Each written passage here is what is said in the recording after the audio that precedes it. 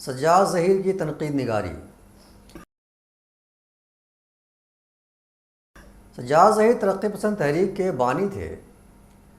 اسی دوران میں جب وہ لندن میں زیر تعلیم تھے، مارکسی فلسفہ ان کی توجہ اور ان کی دلچسپی کا مرکز بن گیا۔ 1917 کے انقلاب روس کے بعد بین الاقوامی سطح پر اشتراکی نظریے کی طرف نوجوانوں کے ذہنی جھکاؤ کی سب سے بڑی وجہ دوسری جنگ عظیم کے انسانیت سوز نتائج تھے۔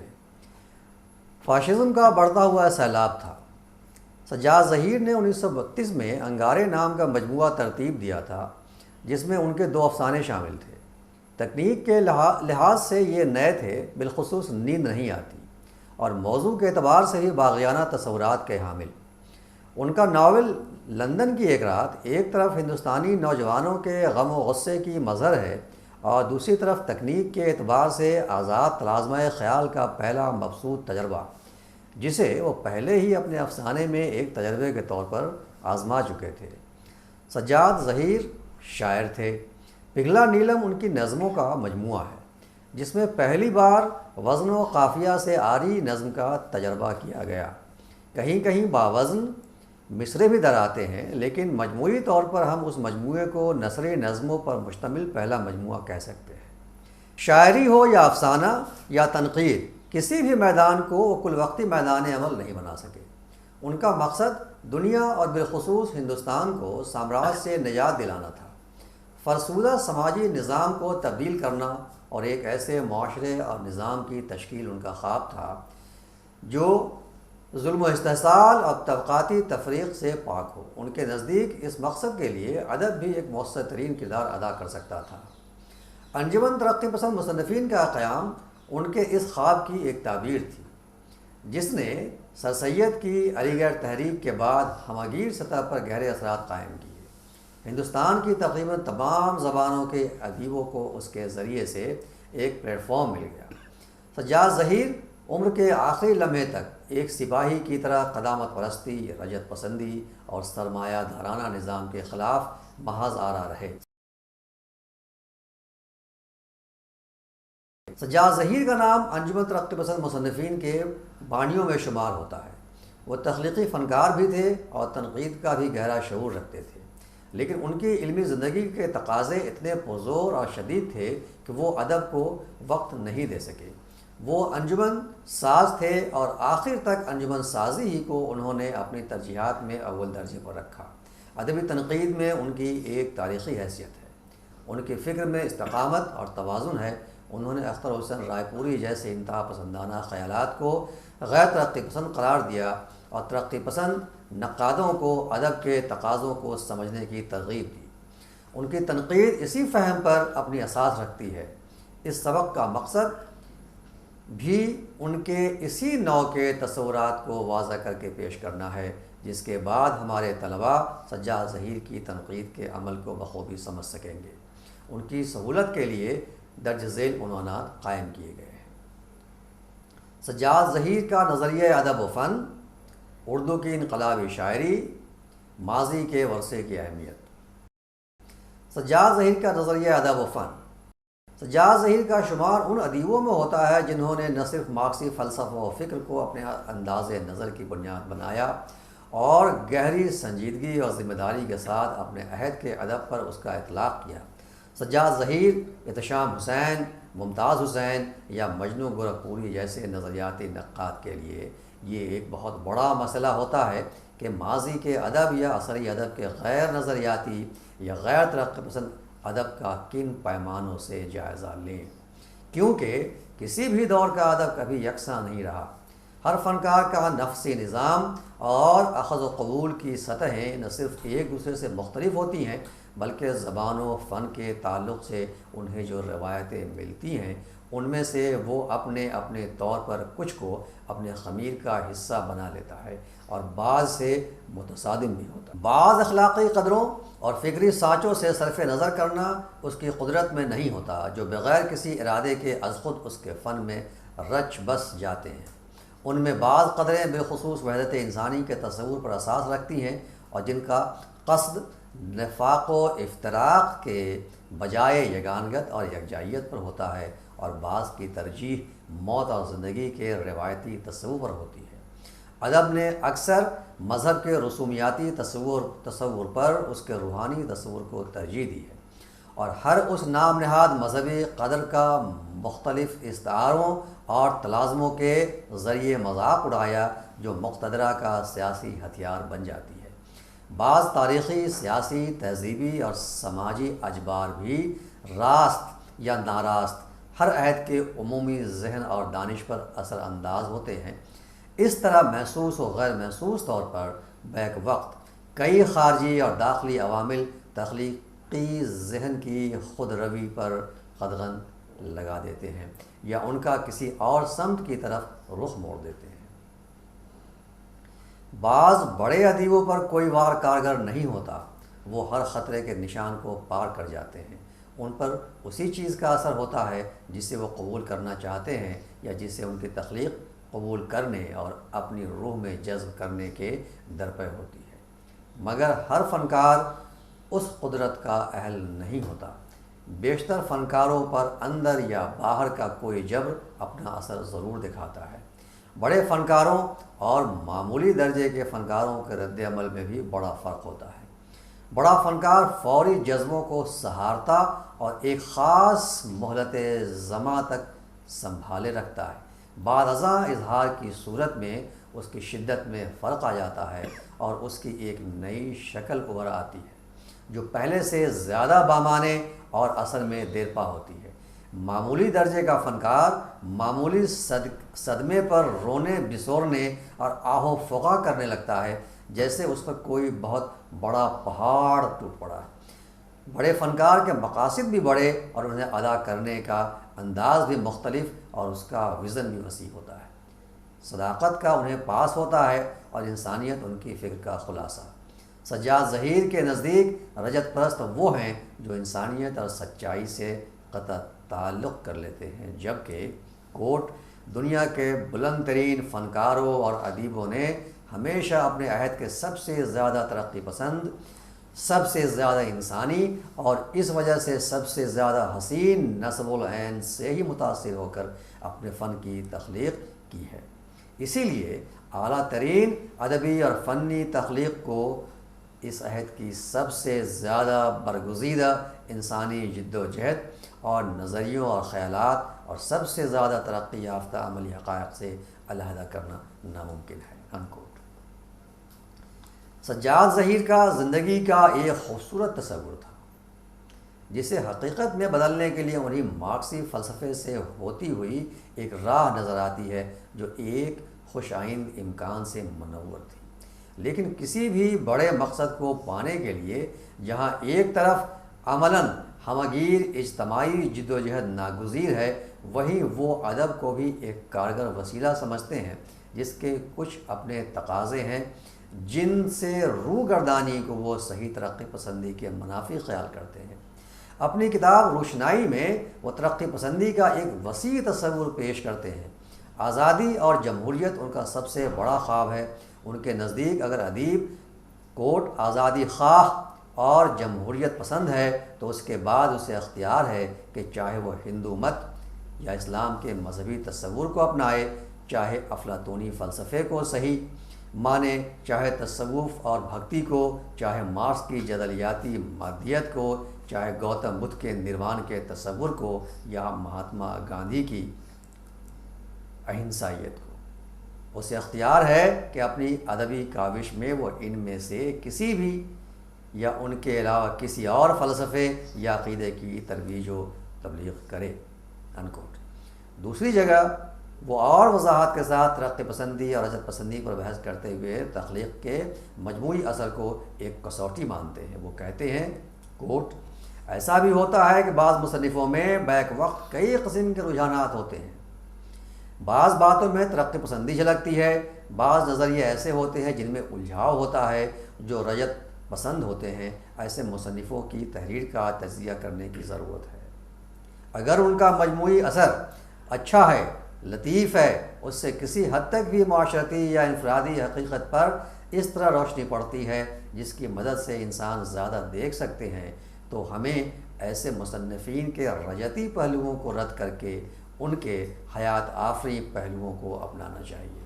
انکوٹ۔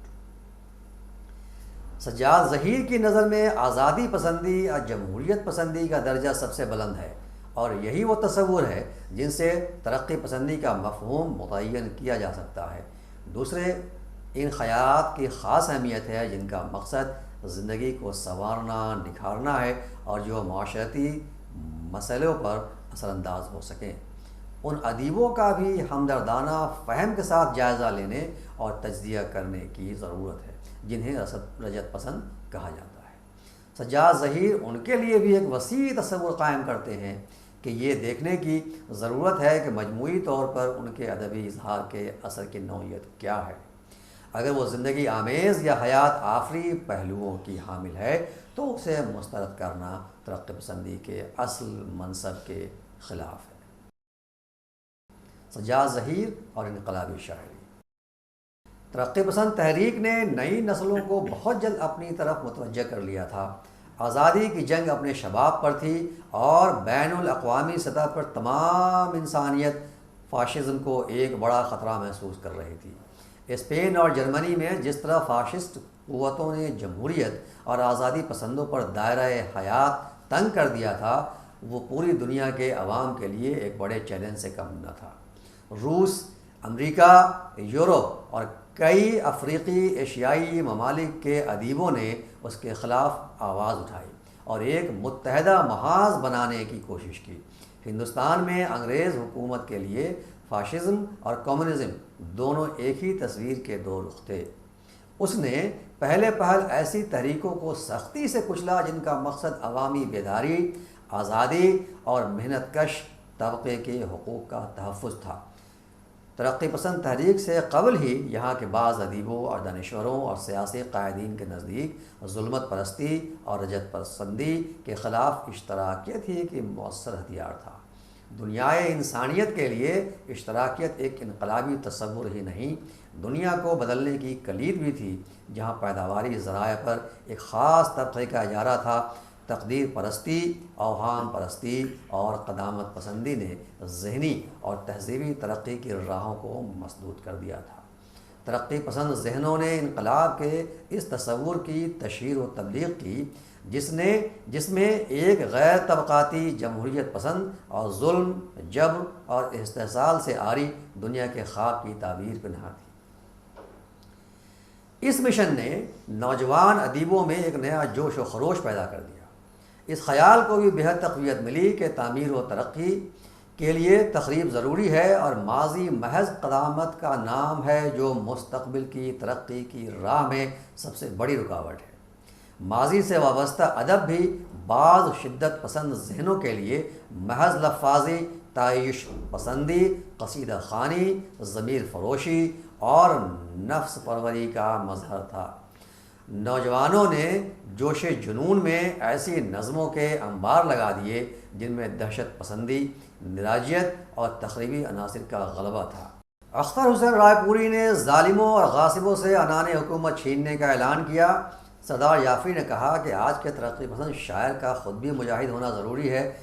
اس قسم کے ہیجانی بیانات نے نئے شعراء کو نعرہ زنی اور پروپیگنڈا کی طرف مائل کیا اور ایسی نظمیں اخبارات و رسائل کی زینت بننے لگیں جن میں للکار تھی، جذباتی تشنج تھا، بلند آہنگی تھی، خونی انقلاب کی دعوت تھی اور جن کی فرہنگیں جمالیاتی تقاضوں کے معنی سے عاری تھی۔ اس غلط روایت کی ترویج کو بعض نقادوں نے ایک اہم گمراہ کن پیغام سے تعبیر کیا جن میں سجاد ظہیر پیش تھے۔ اپنے مضمون اردو کی جدید انقلابی شاعری میں انہوں نے دو ٹوک الفاظ میں یہ واضح کیا کہ شاعر کا پہلا کام شاعری ہے، واز دینا نہیں۔ اشتراکیت و انقلاب کے اصول سمجھانا نہیں، اصول سمجھنے کے لیے کتابیں موجود ہیں، اس کے لیے ہم کو نظمیں نہیں چاہیے۔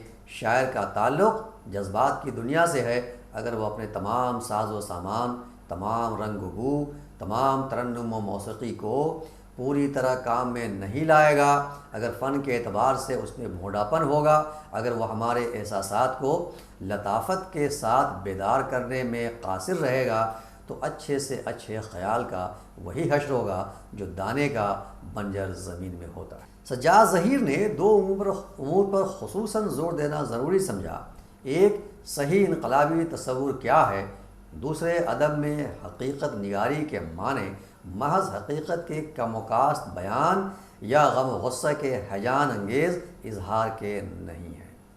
ادبی روایات کی پاسداری اور الفاظ کی موسیقیت سے فائدہ اٹھا کر انقلابی ادیب اپنی انقلابی شاعری کی تکمیل کر سکے گا۔ سجاد ظہیر نے انقلابی شاعری کو آرٹ کے منصب سے مربوط کر کے دیکھنے کی جو روش اختیار کی، اس کا اثر اس وقت کے شعراء ہی نہیں نقادوں پر بھی ہوا۔ سجاد ظہیر نے انقلاب کے اس متشدد تصور کو رومانیت کا نام دیا کہ یہ ایک طرح کی دہشت انگیزی ہے جو ترقی پسندی کے گہرے فکر انگیز اور سنجیدہ تصور کے منافی ہے۔ انہوں نے اشتراکی شاعر کو اس قسم کی ہیجانی شاعری سے دور رہنے کی تلقین کی، کیونکہ یہ ایک ذہنی اور جذباتی بلوہ ہے۔ حتیٰ کہ سجاد ظہیر نے خطابیہ شاعری کو بھی اس معنی میں مذموم ٹھہرایا کہ اس میں ملاپن کی بو آتی ہے۔ ظاہر ہے خطابیہ شاعری کا مقصد کسی پیغام کی تبلیغ اور آہنگ کی بلندی اور لہجے کی تندی کے ذریعے قاری یا سامع کو مرعوب کرنا اور اکسانا ہے، جبکہ سجاد ظہیر ڈسپلن، تیاری اور اپنے پر قابو پانے کو ضروری خیال کرتے ہیں۔ در حقیقت سجاد ظہیر کی نظر میں عارضی اور وقتی قسم کا اثر کوئی معنی نہیں رکھتا۔ اظہار میں اگر ضبط و ارتکاز، فکر و خیال کی گہرائی اور صالح روایتوں اور قدروں کی طرف سنجیدہ رویہ ہے تو اثر بھی دیر پا ہوگا اور اس میں زیادہ سے زیادہ لوگوں کو قائل کرنے کی اہلیت بھی ہو۔ اردو کی انقلابی شاعری میں وہ ادیبوں کے غیر معتدل رویوں کو مایوس کن قرار دیتے ہوئے ان کے تشدد پسند میلان اور انتقام کے جذبوں کو ہوا دینے والی برافروختگی کو غیر انقلابی بتاتے ہیں۔ وہ کہتے ہیں کوٹ، انقلاب میں تشدد پسندی کا الزام ہم پر نہیں دھرا جا سکتا، ہمارا بس اگر چلے تو ہم تشدد کو دنیا سے ہمیشہ کے لیے ختم کر دیں۔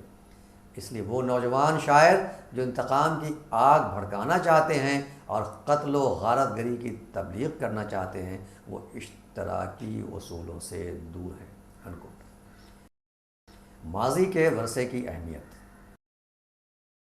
ترقی پسند تحریک کے ابتدائی دور میں اور بالخصوص اختر حسین رائے پوری کے اشتعال انگیز مضامین کے باعث بعض نوجوانوں نے ماضی کی ادبی روایات کو سماج اور زندگی کے تقاضوں کے منافی خیال کیا۔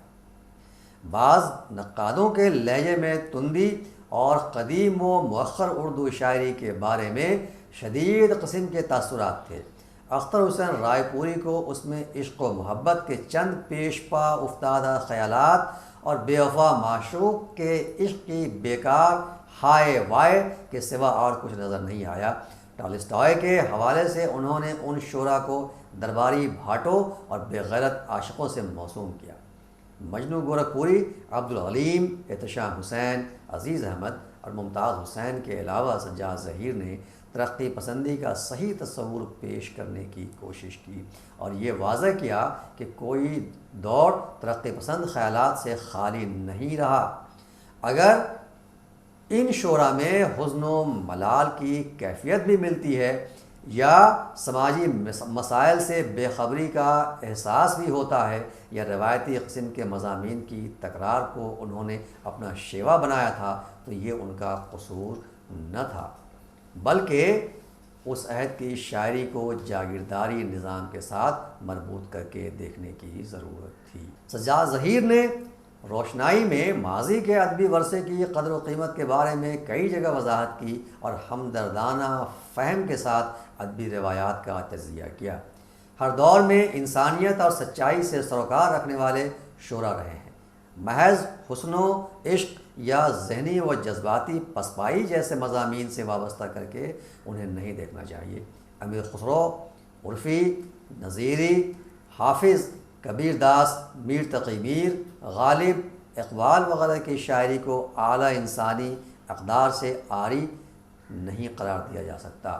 سجاد ظہیر نے عشقیہ شاعری کے بارے میں راجندر سنگھ بیدی اور ہنس راج رہبر کے خیالات کو بھی تنقید کا نشانہ بناتے ہوئے مرزا شوق کی مثنوی زہر عشق کی یہ لکھ کر پذیرائی کی کہ یہ بڑے افسوس کی بات ہے کہ بیدی اور رہبر جیسے حساس اور انسان دوست ادیب آج ترقی پسندوں کے پلیٹ فارم سے ایسے کلمے کہیں جن سے یہ نتیجہ نکالا جا سکتا ہے کہ وہ ماضی کی زندگی اور انسانیت سے بھرپور عشقیہ شاعری کو پسند نہیں کرتے اور اس کو نقصان دہ سمجھتے ہیں، بلکہ یہی برطانوی سامراجی اور لکھنوی نوابین سمجھتے تھے جنہوں نے مثنوی زہر عشق کی اشاعت اور طباعت کو غیر قانونی قرار دیا تھا۔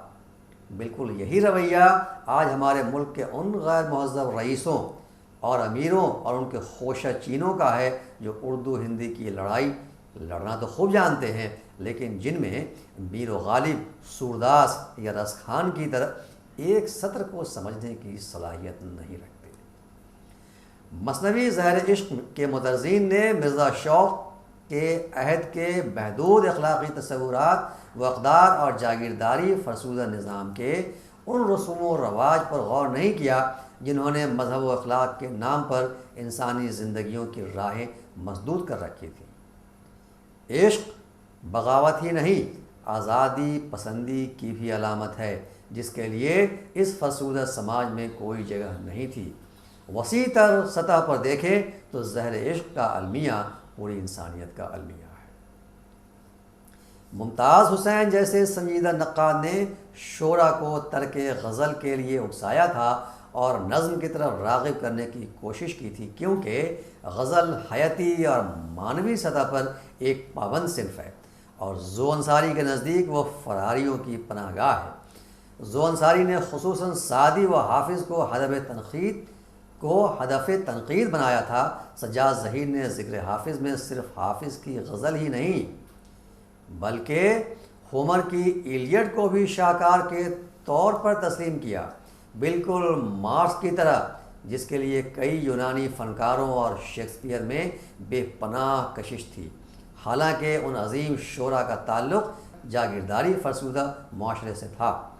سجاد ظہیر نے ذو انصاری کے نظریاتی اطلاق کی کوتاہیوں کی نشاندہی کرتے ہوئے لکھا ہے کہ پہلے تو یہ کہ حافظ کی ساری شاعری، اس کا پیغام نچوڑ لینے کا جو طریقہ اختیار کیا گیا ہے وہ غیر ادبی اور غیر علمی ہے۔ دوسرے یہ کہ تاریخ کے علمی، سائنسی، طبیعیاتی نظریے کو حافظ کے دور کے حالات اور ان سے پیدا ہونے والے نظریوں اور فن پر غلط طریقے سے منطبق کیا گیا ہے۔ مادی سماجی حالات اور فنی تخلیق میں جو رشتہ ہے اسے غلط اور میکانیکی طریقے سے سمجھا گیا ہے۔ سجاد ظہیر نے حافظ کے تصور عشق کو محض کسی فرد کی ذات کے ساتھ مخصوص کر کے نہیں دیکھا، بلکہ اسے انسانیت کے وسیع سیاق میں دیکھا۔ حافظ کے کلام میں محبت کا جذبہ ہر طرح کی بناوٹ اور ریا سے پاک ہے، نیز جس میں شرافت، رفاقت اور ایک طرح کی سرفرازی کے احساسات اتنے حسین اور لطیف طریقے سے پیدا کرنا انسان کی تہذیب نفس کا ایک عظیم کارنامہ ہے۔ سجاد ظہیر محبت و انس کے جذبوں کی پاکیزگی پر اظہار خیال کرتے ہوئے لکھتے ہیں کہ حافظ کے نزدیک وہ قوت اور تحریک جو انسانوں کو اخلاقی، روحانی اور حسیاتی طور پر سرور و انبساط بخشتی ہے اور اس طرح کے باہمی تعلقات کو حسین اور پرلطف بناتی ہے، محبت و انس ہے۔ وہ محبت اور رفاقت کی فراوانی اور شدت کا مطالبہ کرتا ہے۔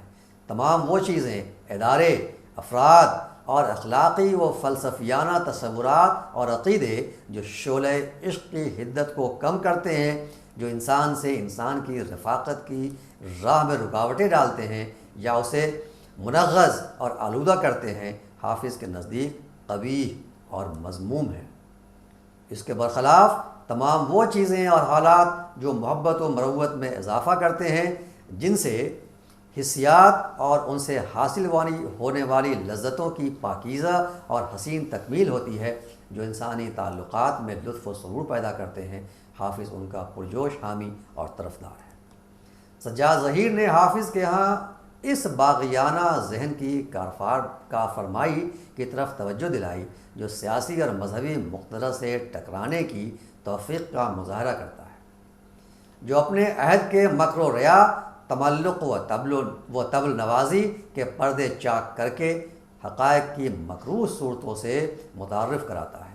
حافظ نے بقول سجاد ظہیر محض ایک نقطہ نظر پیش کر کے زندگی کی تنقید ہی نہیں کی، بلکہ جس نظریے اور زندگی کے اسلوب کا وہ پیغامبر تھا، اس کے کلام میں اس زندگی کا رس اور اس کا آہنگ اس طرح رچا اور بسا ہوا ہے، یا پڑھنے والے کی حسیات میں وہی شیرینی اصوات، وہی نغمے اور ان کے سر گونجنے لگتے ہیں۔ سجاد ظہیر قدیم شعراء کے یہاں روح عصر کی نوعیت کے بارے میں یہ بھی واضح کرتے ہیں کہ جب ہم قدیم زمانے کے کسی بڑے ادیب یا شاعر کے بارے میں یہ کہتے ہیں کہ اس کی تخلیقات میں روح عصر کی جھلک ہے، تو اس سے ہماری مراد یہی ہوتی ہے کہ وہ اپنے عہد کے انسانی رشتوں اور باہمی تعلقات اور ان سے پیدا ہونے والے واقعات، جذبات، احساسات اور ان کے الجھاؤ اور تناؤ کی اس طرح سے عکاسی یا مصوری کرتا ہے جس کے نتیجے کے طور پر انسانوں میں ایسی جذباتی کیفیتیں پیدا ہوتی ہیں اور ان کے شعور میں ایسی تبدیلی اور حرکت نمودار ہوتی ہے جو زندگی سے ان کی وابستگی بڑھا دیتی ہے۔ ایسے شاعر کی فکر میں اپنے عہد کے بہت سے ایسے روایتی اور رسمی تصورات و عقائد بھی موجود ہوتے ہیں جنہیں ہم جدید علوم کی روشنی میں مسترد کر دیتے ہیں۔ معاشرت کے تعلقات اور اس کے ارتقاء کے اصول کا علم آج ہمیں ادھورا اور نامکمل معلوم ہو سکتا ہے۔ یہ اس فکر کے وہ عناصر ہیں جو ہمارے لیے خس و خاشاک کی طرح ہیں، لیکن اس کی شاعری کے باغ کے مہکتے پھول وہاں کھلتے ہیں جہاں وہ ان روایتی اور رسمی تصورات اور عقائدوں کی حدوں کے باوجود ان سے اونچا اٹھ کر انسانی زندگی اور اس کے پیچ و خم پر اپنی نظر ڈالتا ہے۔ سجاد ظہیر سنسکرت اور یونان قدیم کے کلاسیکی اصول فن پر بھی بحث کرتے ہیں۔